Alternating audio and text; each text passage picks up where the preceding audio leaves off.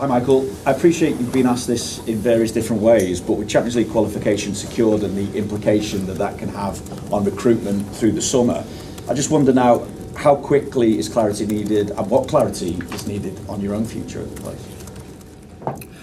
Listen, clarity is important. I think moving forward, it's come the time of right at the end of the season where I think we finished strong and put ourselves in a good position, and obviously the situation of my role and what it looks like moving forward, I think it's the natural time. It was always spoke about towards the end of the season, if not the end of the season, so nothing's really changed, to be honest.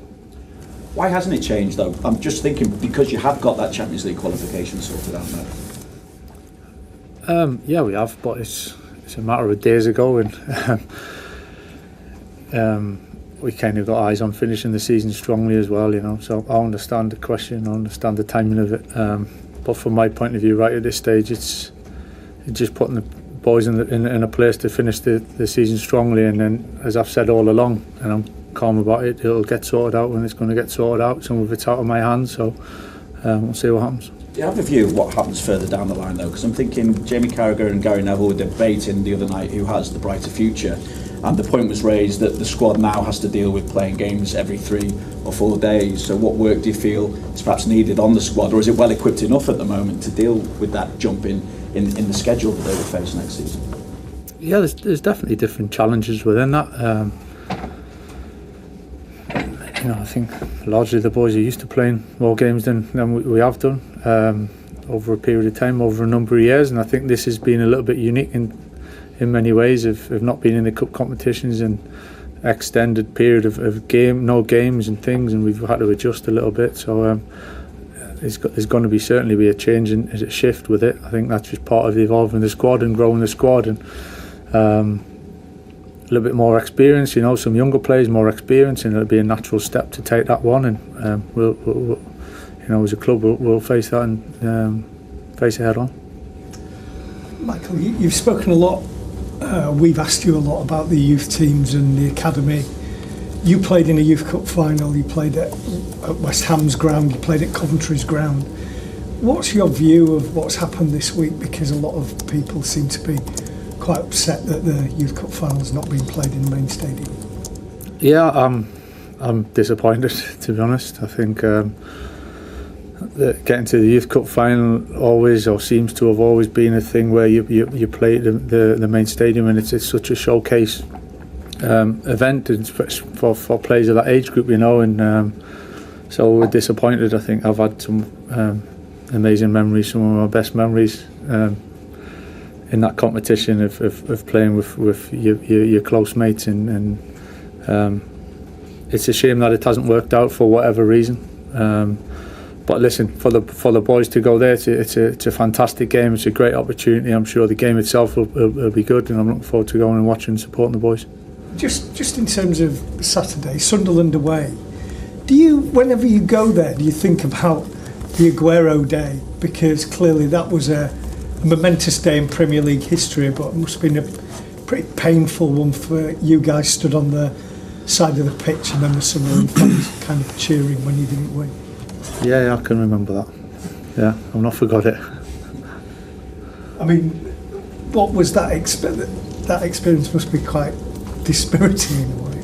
Yeah, obviously it was a one-off kind of feeling, and it wasn't during the game. It wasn't until after the game. I was didn't really know exactly where the land was lying at that point. So it wasn't until we kind of walked towards the edge of the pitch and we had to deal with what was thrown at us. So it's in the past, but yeah, it definitely sticks in the memory.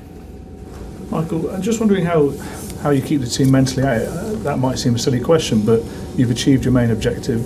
You could be forgiven for a lot of the players having half an eye on what's coming up in the summer. What is the messaging to the group? Pride, responsibility, playing for this great club, great supporters, really good togetherness within the group as well, and it's about improving and evolving all the time as well. So as I said, over the last week or so, in terms of the Champions League, it's a step. It's a really good step. That's not the end. That's not the end at all. So we want to keep improving. We want to finish strong, and understanding there's a little bit of of a feeling of games to go, and it does get right to the end of it. Maybe it does change slightly, but it doesn't in terms of us preparing for the game and wanting to do well, and whoever plays play well and try and win the game. You've had a very settled side throughout the majority of your time in charge. There's been some players around the periphery that I'm guessing have been very, very important squad members, but would you like to give them minutes, more opportunities before the end of the season to show that kind of support back to them? I think every player in the squad's has been absolutely fantastic, I have to say. And yeah, some have played a lot more than others, and I understand from a professional and a playing point of view it can be difficult, but the togetherness and the support that the players have shown, certainly each other, is great to see. It's what we need, within the group, and that's part of the challenge of doing a lot of training and not having as many games as we would have liked is the balance that we've had to kind of make the most of, really. So yeah, coming into to these games, it's something we're aware of. I think it's something that we're really keen on playing well and still trying to get good results as well, though. But yeah, it's definitely something to be aware of. Stu? Michael, Sunderland, I guess, won't want a memorable season for them just to sort of peter out. So I just wonder what you expect from them this weekend. Got an awful lot to play for. I think it's very tight. I think is it to 6 to 12th maybe. It's really, really tight. 3-4 points. So I think they've got a lot to play for, and they've had a fantastic season. To not easy to come and get promoted and to stay in. To stay in the league first and foremost has proven difficult over recent times, but to be in the top half and to be within touching distance and getting in Europe as well is